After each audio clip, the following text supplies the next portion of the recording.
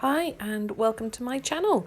My name's Linda and today I'm introducing the Daisy Delight, which I absolutely love.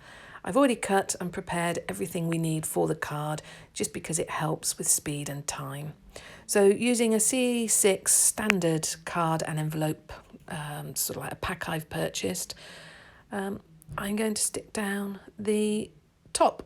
Now on the left hand side of the video I've put all the sizes and the dimensions and the names of the cards because as the video goes on I do tend to forget.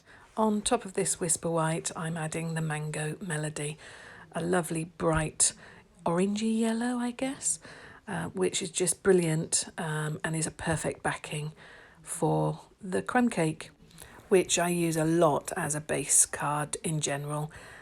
And that's where the C6 card and envelope idea came from actually, the Crumb Cake. Now I've cut out a piece of the Whisper White using a stitched die square, and this is where my design's going to go. And underneath I've punched out using the Everyday Label Punch. There it is. I like this one. That's one of my favourites for the sentiment. The sentiment I've chosen is one as a thank you. So a thank you card it is.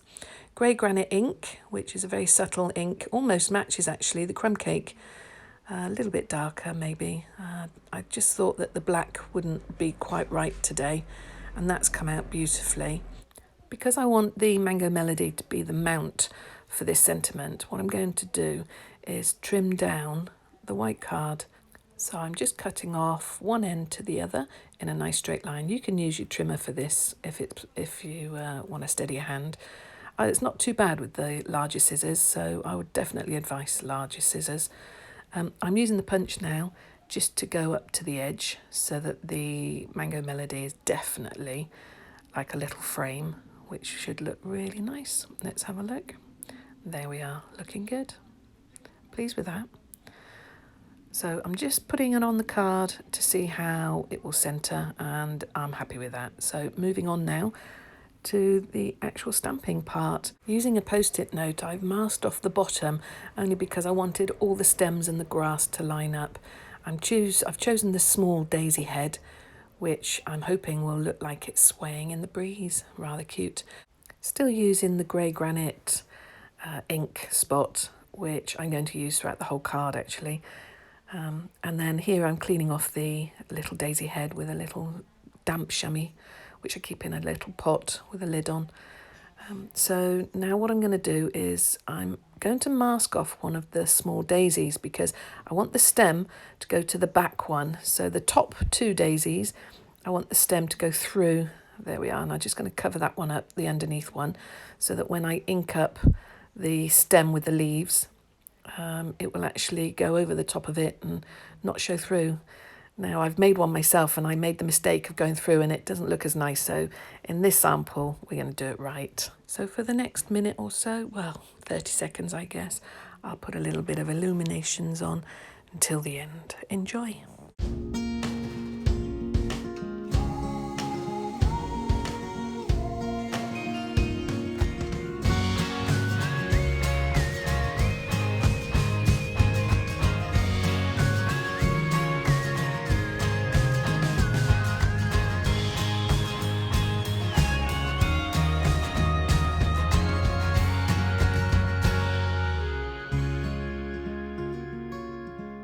So removing that masking post-it note, you can see a beautiful outline now, nice clear lines. This is my watercolour pens that I use. Stampin' Up have their own version. And what I do is just a little splash, a little scrub onto a laminated piece of paper. I use this a lot as my palette. It works really well and it just washes off at the end. Using Aqua brushes, I chose the fine nib because these daisies are quite tiny. And I'm just literally washing over. I'm not being fussy, I'm just going wherever. I think it looks a little bit more effective.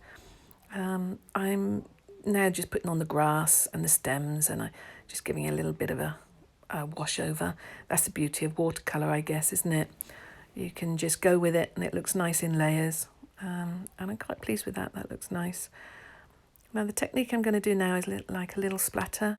So using the acrylic stamping block, I'm just putting on a bit of the paint and watering it down a bit and then splattering onto the card. It looks nice. And the beauty of this fine nib is you get fine splatter. I've tried it with larger nibs and the splatter is too fat, so this is just great. And now what I'm going to do is, just to give a little bit of glimmer, I'm going to go over the top with a glitter pen. I've got the Nuvo one here, but Stampin' Up! Do their own Wink of Stella, which when this one dies I'll replace with. And as you can see, I'm brushing actually from the white into the colour, and I do that because it picks up some of the colour, so if you're not careful you'll end up with more yellow than you anticipated. I've only done it on the daisies because I wanted it to pop. I'm very pleased with that, it's looking good. So now we're just going to do the final touches. Here's my linen thread, which matches that crumb cake beautifully. As you can see, I'm just going to wrap a little bit around the actual Whisper White card as a contrast for the crumb cake. Snip that with my snipping tools. I do love those snipping tools. I tell you what, one of the best investments I've ever bought. They are sharp and concise and brilliant. So I'm just getting at the end of this just a simple little bow and tie it off. I haven't stuck it down or anything because I'm going to use some PVA glue to stick the whole card down, and then just lining up here to make sure it fits nicely. This is my full wide case, which I bought from Stampin' Up! And stores all my dimensionals and double-sided glue tape, spots, that sort of thing. It's a nice storage unit. I'm just putting on some dimensionals onto the sentiment part because it just raises it slightly and gives it a 3D effect. Then using a double-sided sticky tape roll, I'm just placing that sentiment onto the mount. Looks nice.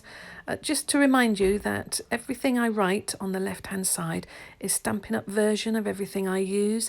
As you know, I'm new to Stampin' Up! And obviously my kit has to grow, so I'm using what I've got in my stock cupboard until I order in. Now I do like everything to line up beautifully, so I always check that I'm happy with the symmetry, and obviously I am because I'm moving on. So I've put the PVA glue on the back of the design, and I'm just going to place that. So the beauty of the PVA glue is, you know, you've got a little bit of drying time. It is tacky and it sticks great, so but you do have a few seconds moving time so you can place it. We're moving on to the pretties now. My favourite part, I have here a wheel of rhinestones, and I'm just going to choose the colour that matches the inside of the daisies, which is that lovely deep rich orange, to match the Mango Melody card on the outside there. Little teeny tiny dot of precision glue where I want these gems to go. Then with my gem tool, I'm very carefully going to pick up one gem at a time. They're not sticky back, so they're quite easy to add.